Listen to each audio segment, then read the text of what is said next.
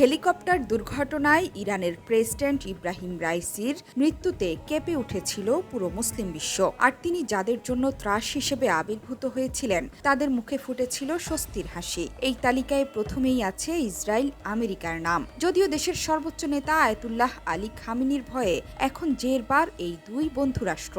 রাইসির মৃত্যুর পর জল্পনা কল্পনা তুঙ্গে উঠেছিল যে দেশটির পরবর্তী কাণ্ডারি কে হতে যাচ্ছেন। এবার সেই জল্পনারও অবসান হয়েছে। নতুন করে ভয় পাওয়ার সময়ও এসে গেছে ইসরায়েলের, কারণ ইরানের প্রেসিডেন্ট নির্বাচিত হয়ে গেলেই ইসরায়েলের আগ্রাসন থামাতে আবারও মরিয়া হয়ে উঠবে ফিলিস্তিনিদের পরম বন্ধু ইরান।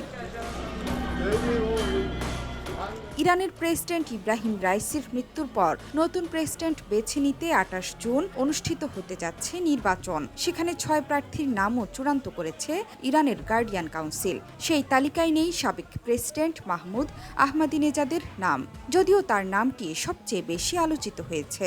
এর আগে ২০১৭-২১ সালেও আহমাদিনেজাদকে বাদ পড়তে হয়েছিল।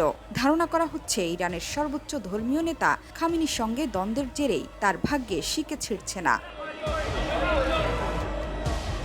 ৯ জুন ৬ প্রার্থীর নাম ঘোষণা করে স্বরাষ্ট্র মন্ত্রণালয়। তারা হলেন পার্লামেন্টের স্পিকার মোহাম্মদ বাগের গালিবাফ, পরমাণু কর্মসূচি বিষয়ক সাবেক মধ্যস্থতাকারী সাইদ জালিলি, সাবেক স্বরাষ্ট্রমন্ত্রী মোস্তফা পৌর মোহাম্মদী, তেহরানের মেয়র আলী রেজা জাকানি, বর্তমান ভাইস প্রেসিডেন্ট আমির হোসেন গাজিজাদে হাশিমি ও পার্লামেন্ট সদস্য মাসুদ পেজেশকিয়ান। ৬ জনের মধ্যে মাসুদ বাদে সবাই রক্ষণশীল বলয়ের।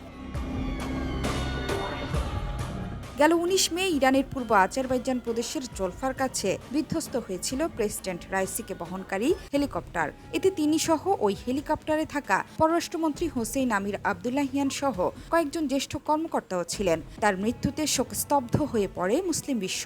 শোক জানান ইউরোপীয় দেশের নেতারাও। এই নেতার মৃত্যুর পর ইরানের অন্তর্বর্তীকালীন প্রেসিডেন্ট হিসেবে দায়িত্ব পালন করছেন প্রথম ভাইস প্রেসিডেন্ট মোহাম্মদ মোকবার। জোহরা চৌধুরী সেতু, ৭১।